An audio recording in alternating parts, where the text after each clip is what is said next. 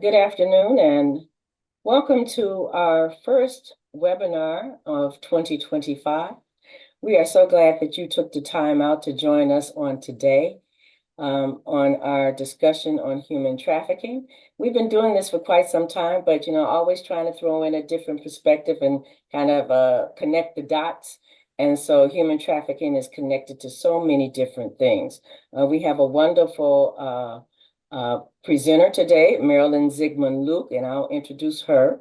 First, we want to have prayer, but also I want to remind you that you can put any of your questions in the chat during the conversation.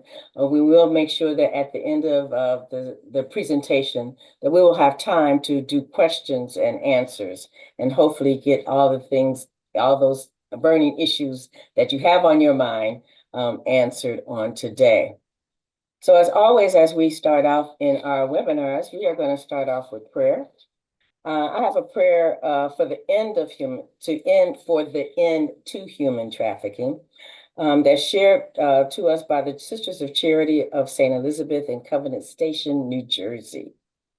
So let us just put ourselves into the presence of God. God of freedom, beauty, and truth. We believe that your deepest desire, your most powerful energy, is that all creation might know abundant life. We raise our voices in anguished prayer for our sisters and brothers, women and girls, men and boys who are modern-day slaves. They are your beloved daughters and sons, exploited sexually or forced to work because of human violence and greed. Fill us with your holy anger and your sacred passion, that those who are trafficked might know healing and they might know justice, that traffickers will come to repentance and conversion, that all of us might live in such a way that others are not made to pay the price for our comfort and convenience. Hasten the coming of the day when all people of our precious earth itself will be treated not as a commodity, but as radiant images of your freedom, beauty, and truth. Amen, amen, and amen. So again, welcome to the Catholic Prison Ministry Coalition webinar. Again, we are glad that you took the time out of your busy schedule to join us for this discussion on today. And while this is being recorded and those that register can go back and look at the recording, it's always good to have people right in the presence of the Zoom so that we can have a fruitful conversation. So without further ado, I want to introduce our speaker, Marilyn Zigmund Luke. She is the Director of Advocacy for the U.S. Catholic Sisters Against Human Trafficking. She leads and coordinates the organization's public policy and legislative advocacy activities and campaigns.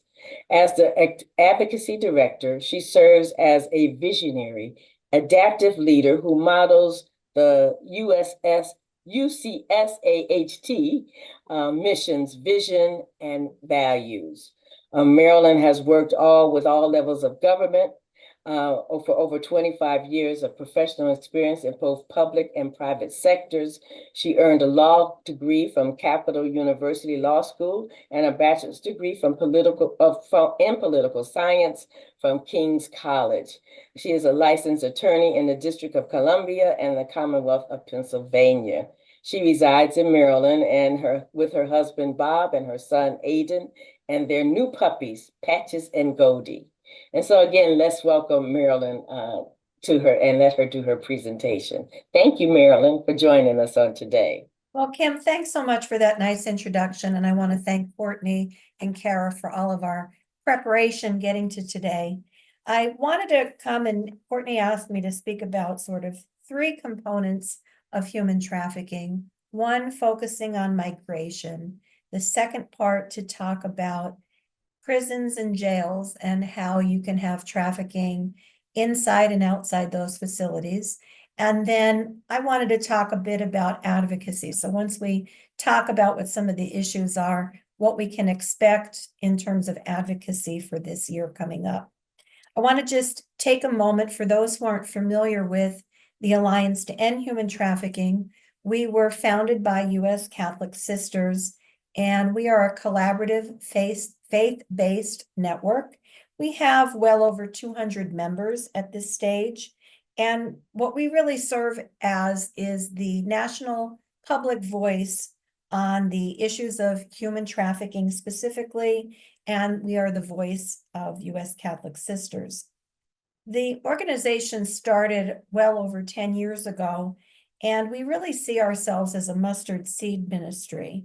We started with a group of about 15 religious women who came together to say somebody needs to do something in terms of human trafficking. And that work has now grown to this organization, which we call either AEHT or the Alliance. And we focus in a number of areas, one of which is advocacy. We also have work in terms of survivor services. We do faith resources, a lot of education, and all of our work is informed by survivors. So we've got a survivor council, and they inform all of the advocacy and other work that we do. What I'm going to share today is really based on many of the ministries of our sisters. So many of them have worked in terms of their own ministry with prisons and jails. And I know that many of you have great experiences. So as I'm talking today, if you want to jump in and share a story or share something based on your own experience, I always like to speak with this group because it tends to be very informal. So feel free to just shout out or raise your hand, and then Courtney or Kara can let me know that somebody's got a comment. If we could, Courtney, I'm on the slide that talks about combating human trafficking through advocacy. What we do in terms of advocacy, when we say, what the heck is that? We do a lot of things. We do Hill visits. We submit comment letters for regulatory processes. We've done work in terms of a lot of the migration program was related to temporary and seasonal workers, farm workers, H-2A, H-2B programs. We've submitted comments in terms of congressional testimony. We host a number of conferences that we either exhibit or we are hosting our own conference next month. We monitor federal bills. We try and stay aware of what's pending in the states. And we get involved with a number of coalitions and allies who really can help focus our work and our efforts.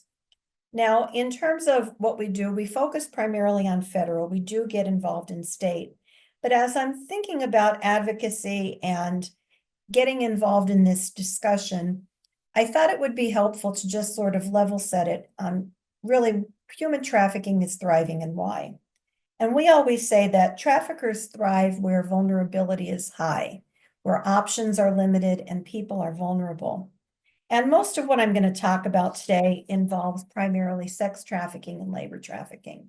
Now, we've got a whole host of, other things like child soldiers, forced organ donation, child brides. There can be a whole variety of different trafficking situations. But for our discussion today, I thought I would talk about primarily the sex and labor trafficking that we've encountered and we've experienced. So I thought, Courtney, we could move to the slide about forced migration and trafficking. And people say, well, Marilyn, why do people leave their own countries? Why would you consider undertaking a journey from anywhere across the world to the United States? And what we really focus on and try and do education around is what are the root causes? Why would somebody pick up and leave their home environment, their family, their friends, and do that? And primarily, we think it's because of a number of factors. Devastating poverty is certainly one of them. Violence, whether that's wars, but it also can be threats of domestic violence. It can be street gangs. It can be an unsafe living situation.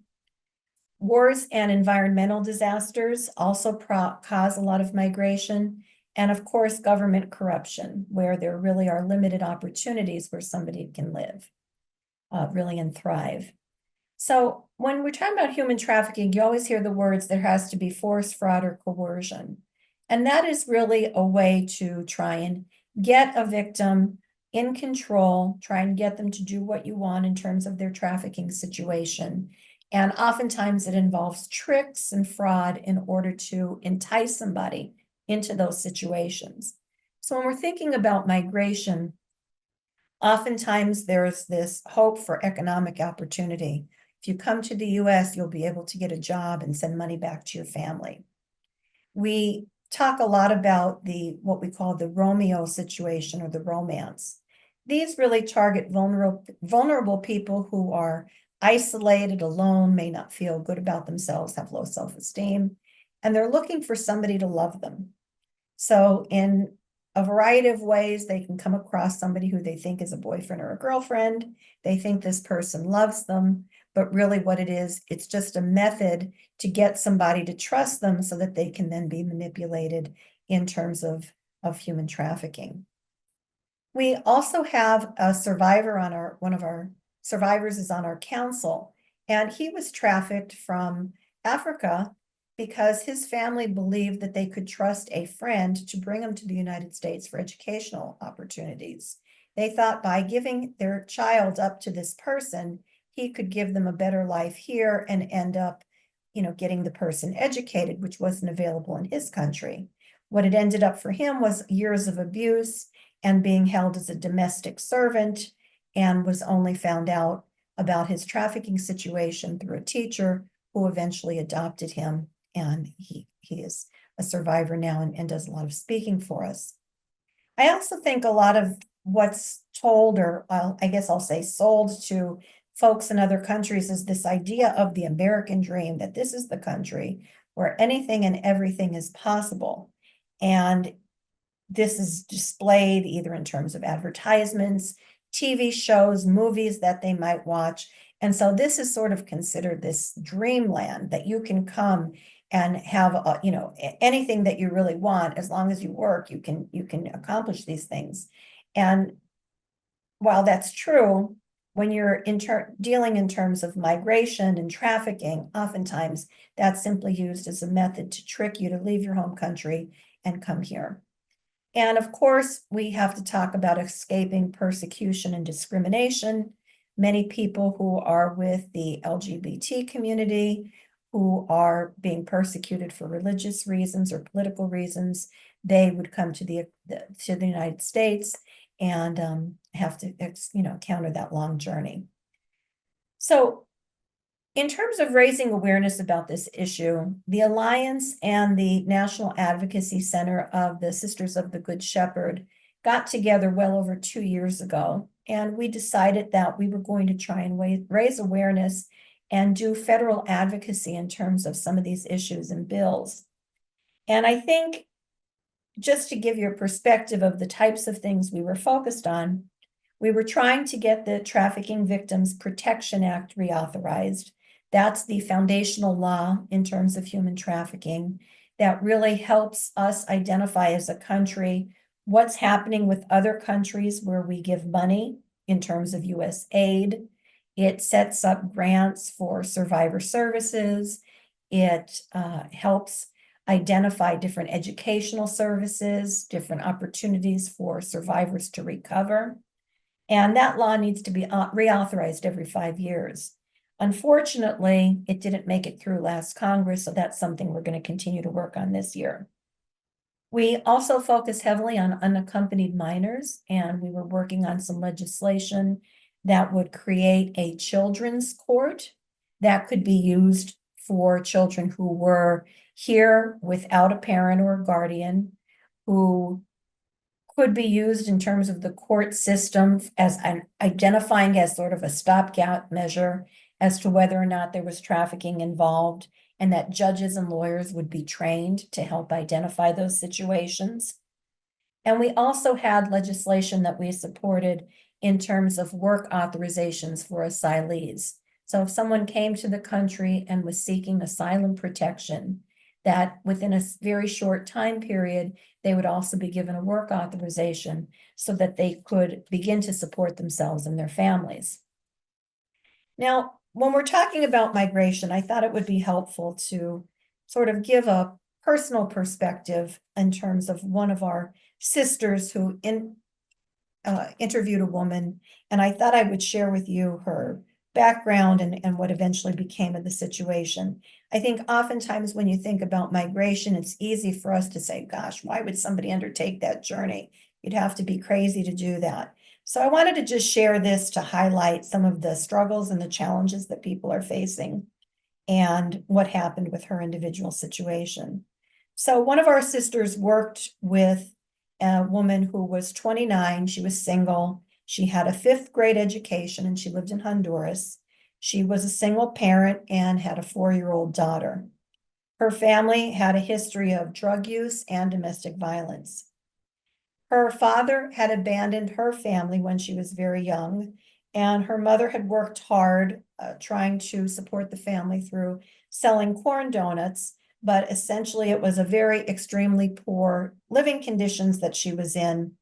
And so at a young age, she herself decided that she was going to start working and selling donuts like her mother. She eventually dropped out of school, and at the age of 15, she met what she thought was a boyfriend who was really a man 10 years older than her, who ended up getting her pregnant, and then he left her. So she felt that in her circumstance, she needed some sort of opportunity, and she had to travel north to find work. So she met a neighbor who told her she had the same struggles and the same perspective, that a new life could be found here, and that she knew a friend, some man who could help get her north. So the two of them began their journey. What ended up happening was the man kept them locked up for days. They were unable to communicate with anybody, and they were told if they tried to escape, immigration officers would catch them and take them to jail. So on one day, they ended up talking the man into letting them out to try and get some supplies. And they met another woman who told them, you've got to get out of that situation. That guy's going to sell you as a prostitute. So both women fled, they hid, and they ended up returning back to Honduras. So a little bit over a week later, the woman gets back to her situation and reconsiders, and she says, I want to leave Honduras again. So she goes to a friend and she says, okay, I've got somebody else who can help me make this trip. She starts on the trip and she realizes that the friend that she was now connected with was connected to the man who was trying to traffic her the first time around. So at some point she realizes, this is not tenable. I'm now stuck in this human trafficking ring. I've got to get away. She escapes and she returns to her home country. At that point, she decides, I'm just going to make the best of my situation. I'm going to have my donut business, and while it may not be the most profitable thing, I feel safer here than making that journey. And with the help of some of our sisters, they help support the business and try to keep her in her home country.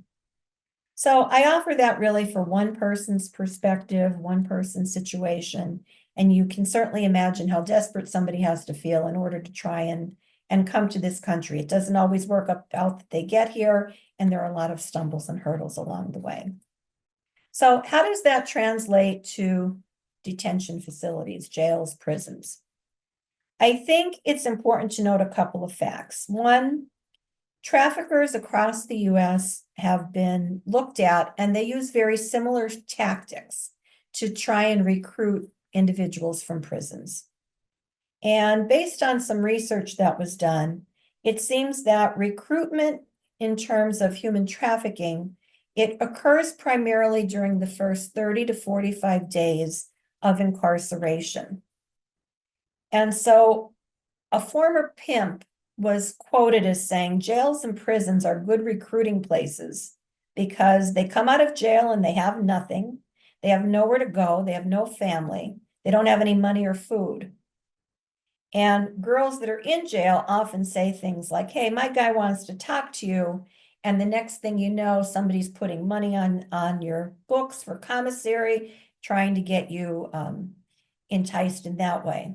So what does that really mean in terms of being on the inside? One, you've got individuals who have many times been trafficked already, or who are vulnerable to trafficking because they are either addicted, that, like I said, they have low self-esteem, they are looking for somebody to love them because they really haven't had a good family structure. And then you also have in this environment individuals who are recruiting for the traffickers. So the traffickers often work with someone else who's incarcerated, either to keep their rings working on the outside. They may be working with corrupt employees or staff who are giving them names and contact information for prisoners who are on the inside who could be then targeted for trafficking. And even while you're inside, you could be exploited, whether it's for commissary, phone cards, hygiene items, and other benefits. And as I mentioned, once you get on the outside, traffickers are trying to seize on that hope for companionship, that situation where you're trying to get hope and love. And they often try and communicate with the incarcerated to claim that they're a friend, they're going to help them. But really, it's a way to try and get control of that person. And it can also be, as I said, a way to try and recruit more victims. I want to take a minute to talk about prison labor, because this is something that exists and it's been heralded as an advantage because it can help give someone who's in prison skills that they might not already have. But in a way, in some situations, it can also be labor trafficking. And so in the United States, inmates who are involved in some programs may be required to work up to 7 hours a day. They can be involved in programs that would be things like food service, day-to-day operation of the institution they're in. It also can include certain work programs that get them outside of the facility, which would be janitorial, laundry, food service, landscaping, things that would sort of give them a skill to learn, but they're also providing their own labor. Now, in some states, as well as the federal government, they have their own programs where there are businesses that operate in prisons and they serve as employees to these companies. And so there you have things like manufacturing, furniture building, agriculture. Of course, we've all heard this stereotypical making license plates or signs, and in many cases, uniform and apparel. So a lot of the products from the correctional industries, they can be only sold to government agencies and nonprofits within the state. And, there's a number of limitations around that. There can also be a number of inmates who work for private companies through the Prison Industry Enhancement Certification Program, which gives permits to these companies to contract with the states, pay a wage, and then that's a way for somebody to get a living. Inmates, however, are charged for room and board while they're in some of these prisons, so mostly prisons owing money to the state. So from our perspective and from many of the other advocates, these types of work programs are opposed because many times the pay is low.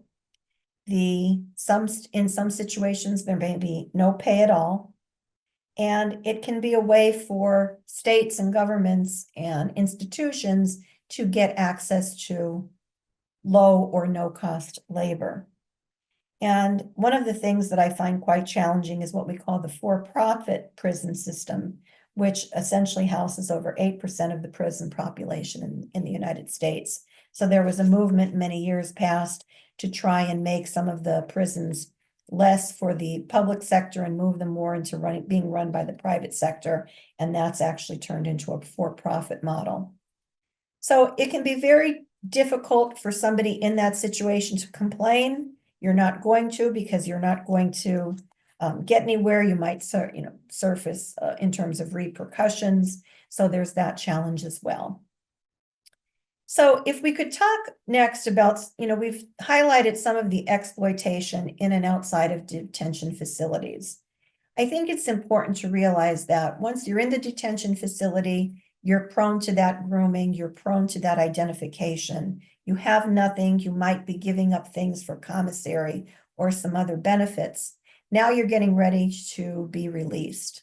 Again, you have no money, you might have no house. Many of the people that our sisters work with were previously abused or manipulated. They may be mentally challenged, mentally ill, suffering from addiction, or as we've mentioned, be an immigrant and have no family or friends here. So most need help upon release. And what typically happens is somebody would get access to a phone or an email contact, and they establish a relationship. They're going to be somebody to help them when they get out. They want to help them make a better life. And actually, they're trying to act as their provider while they're in and their savior when they're coming out. But I think it's important to recognize that some of these jails and prisons can be hunting grounds for human traffickers. They wait for the person to be released and then they simply entrap them again. And what we refer to that is twist relationships. And so one of our sisters did some research and she had a quote from one of the pimps. And he said, "I'd like to tell the girl whatever she needed in order to make sure she got in that car with me when she was released from the prison." And I think it's important to recognize this cycle because they run human trafficking like a business. They call it the pimp pipeline. You may have heard that. And oftentimes what is given inside the prison, whether it's commissary or other things, they are manipulated because they're told, well, I've given you this, you owe me, or I've posted your bond, you owe me. And many times a fraudulent bail bonds person is used, and the pimps wait outside the jail to collect them. It's also important to note that many of the prisons don't have rules for who and when can pick up those who are being released. And so it's just another vulnerability. So to try and give you a sense in terms of warning signs, if we could move to the next slide, I think it's always important to note some of these common signs that exist that you can identify a trafficking victim. And many of them, keep in mind, they're not going to trust authority, they're not going to trust police, they're not going to trust correctional officers. So look for things like tattoos and branding. It is well known that human traffickers mark their what they consider commodities as their own. When we're talking in terms of migration, people can have immigration issues. They may not speak English, they have no documents. In many cases, they don't even know where they're at. They're disoriented because they're in a place and they're not sure even what city or state they're in. Large quantities of condoms or cash, multiple cell phones, cards that are multiple hotel cards, receipts, business cards, lack of ID or a fraudulent ID, and of course, signs of malnutrition or abuse.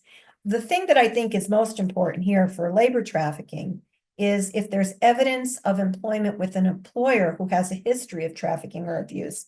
Oftentimes, the institutions know because people are cycled in and out, they're in the area, they know which employers are engaged in labor trafficking, and that can be used in terms of identifying processes for trafficking victims. Some of the other things, if we could move to the next slide, that the facility could do is one, see if they screen for human trafficking victims, whether it's through intake or by the things that they're charged with. We all know that there's monitoring of calls going on and letters. That should be done in terms of checking that for suspected trafficking, as well as cell and property searches. So that sort of gives you the landscape of what we're facing, both in terms of the institutional system. Hopefully you get a sense about what happens in terms of migration. I thought now we'd spend a few minutes talking about solutions. And I wanted to share with you something that we've supported for a very long time, which is the equality model. You may also hear this called the Nordic model. So in the United States, this has not really taken hold. It's been in a lot of other countries, but in the US, we're just starting to adopt it. In 2023, Maine actually became the first state to enact the equality model. And what it really tries to do is reduce commercial sexual exploitation and provide remedies for survivors, but still hold their perpetrators accountable. So it's an effort to decriminalize and end arrests of people who are victimized. We know that they're being bought and sold in terms of prostitution. It helps offer them services while also maintaining penalties for their buyers and other exploiters. One thing that I think is really important about the equality model is that it seals records of prostitution convictions. And we'll talk in a few minutes about why that's important and why we support that. But as I mentioned, a lot of other countries have already adopted this, Sweden, Iceland, Norway, and the other ones there listed on the slide. So in terms of what we expect in the US, it's likely that at the state level, this may advance. I haven't seen anything yet in terms of this Congress and the equality model at this stage, but it's always possible that that could be introduced at the federal level as well. Some of the other things that we're supporting from the Alliance's perspective, expungement of criminal records. We think it's really important if someone is a victim of human trafficking and they're arrested, that that record not follow them and then hinder them in their lives. So a lot of things that can happen is once you've got that criminal record, whether it's for human trafficking, prostitution, or something else, it creates a whole bunch of other challenges in your life. You very likely have no or poor credit. You may not be able to get access for housing because individuals with a criminal record are not allowed to rent or live in certain places. We know that many states and many employers ask if you have a criminal conviction, which can serve as a barrier to employment. It also can be used in custody or guardianship situations, particularly if addiction is involved and someone's trying to reorient their lives and get access again to their children. It's been used in terms of divorce situations and, of course, in deportation and visa issues. So if you're in the country illegally, certainly can be used against you there. I did talk previously about our T and U visas. These are specific visas that are applicable to trafficking victims. I don't want to go into them in depth, but as you're doing your ministry, if you come across human trafficking victims in prison who need a visa to stay in the country, there are requirements in order to obtain those, but those are certainly options as well. And the other thing I want to talk a bit about would be our stance to abolish laws that punish child prostitutes. I've been reading a lot of press articles lately about what's happening over in the United Kingdom and other places overseas, where children who were deemed to be child prostitutes were arrested and prosecuted because they, quote, chose that lifestyle. It's our belief that no one who is a child has the ability to consent to selling themselves or being a child prostitute. So to the extent that someone is a minor and would be arrested, we believe that law should abolish those types of punitive measures and should undertake more services to help rescue those survivors and help them recover. So that's kind of a laundry list of the issues that we're focused on in terms of advocacy. I wanted to move next, Courtney, to the 119th Congress. So you all know that Congress was recently seated. Many of the bills that were enacted last session are now null and void. So if they didn't pass, that's the end of them. They're going to have to be reintroduced.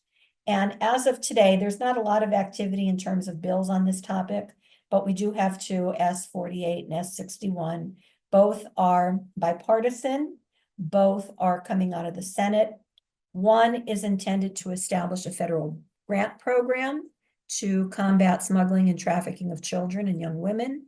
Another is to try and set up a human trafficking database that would be administered through the Department of Justice and try and incentivize certain state agencies to report data. That bill is probably coming about because, as many of you know, trafficking is not only hard to detect and combat, they have very little statistics about it. It's one of the crimes that tends to be unreported.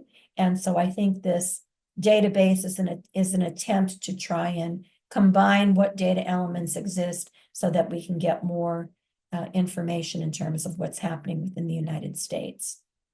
So we do have a number of resources. I've included them in links to the slides in the presentation today. If you want more information, I encourage you to go here. We've got a great sister, Sister Marianne Mueller, who did a newsletter on this topic, excuse me, specifically, which we have linked there. We also have the monthly reflection, which is one of our sisters of charity who dealt with someone out in Ohio, and that's included. And we also offer our prison outreach brochure, which includes a lot of the information that I've shared with you today. So with that, Courtney, I guess I'll stop and we can open it up for comments and questions. I hope that I was able to make the connection between migration and what's happening in terms of the institutions and the work of our sisters. Thank you, Marilyn. That was a great presentation, very informative. Thank you. And so anyway, the questions are open. I was trying to see if there had any questions in the chat right now. Someone, will we get the links? That was one of the questions that came up. Rosemary asking that. The links to the presentation, Rosemary? If you're I on. think she means, Kim, I talked about a number of resources. Those are Okay, links that that I last put in page. the presentation. They're Yes. embedded.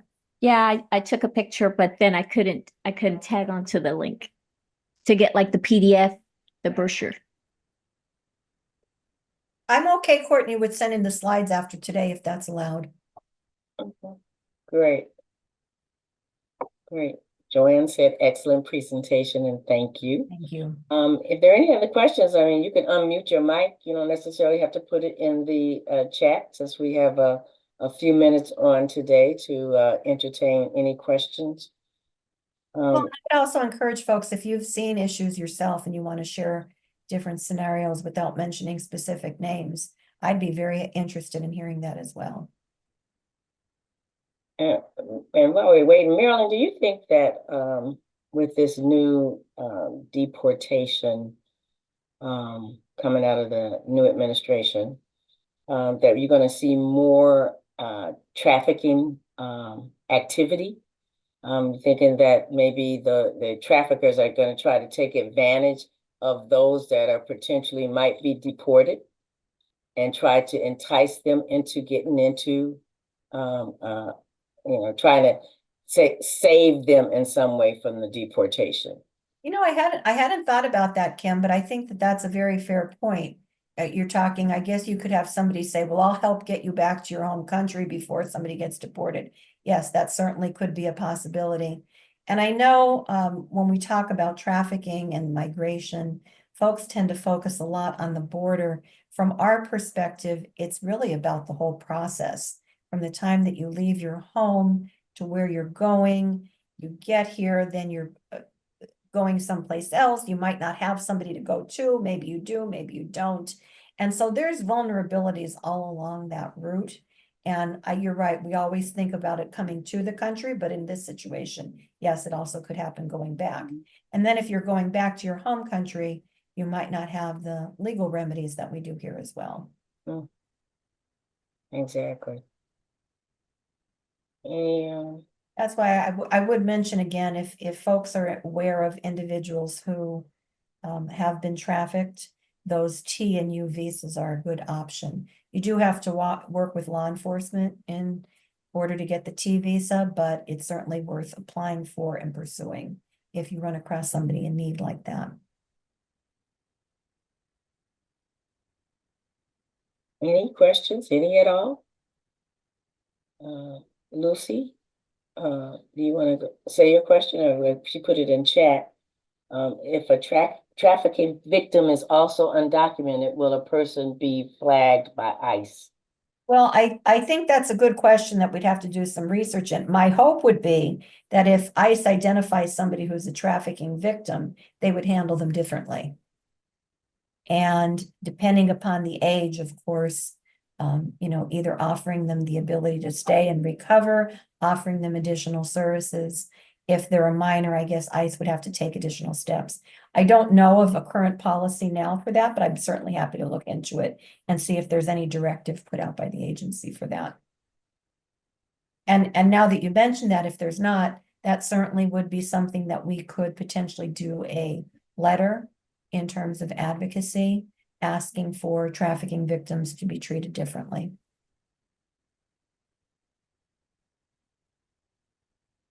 Marilyn, in the scenario that you gave about the young lady, was she ever reunited, if you know, with her daughter?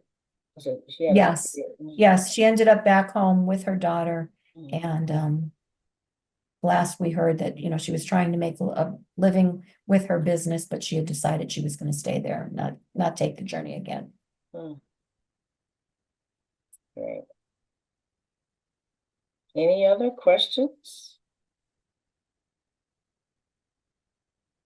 I just wanted to share, recently I was traveling in different states and I stopped at truck stops and I was very happy to see in the bathrooms, the signs up, if you, are being trafficked, and they had it both in English and Spanish, call this number. So I think that's, uh, there's an organization of truckers that are doing good work. Yeah. Yes, we've been working, and we're gonna have at our conference next month, Truckers Against Trafficking, or TAT. And they've been doing some great work in terms of that. My hope is, and I often wonder, and certainly would welcome feedback from the group, when they do that sort of outreach, I often wonder, do individuals think of themselves as a trafficking victim? Mm. At what point do they realize, yes, I think I'm part of a trafficking operation?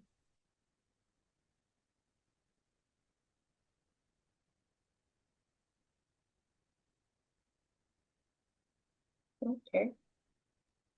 So Kim, I think the other point I'd like to make is in terms of advocacy and what happens at the federal level, Courtney and I talked about this. It's fairly early right now. We do expect in the coming months, there'll be a lot of bills introduced, and we'll have to sort of figure out which ones have what they call in Washington legs, meaning they have the ability to move because they've got the right political support. Uh-huh. And so we'll keep track of that, and Courtney will happy to, sort of ping you when those kinds of things come up so that we could bring them back to the group. We are going to work very closely with some of our allies on the Trafficking Victims Protection Act reauthorization. That has not passed for a number of political reasons. We would really like to get that in place, and so we'll continue working on that. We did, as I mentioned earlier, have some work around the asylee work authorizations. I don't expect that to go anywhere this session, given the political climate.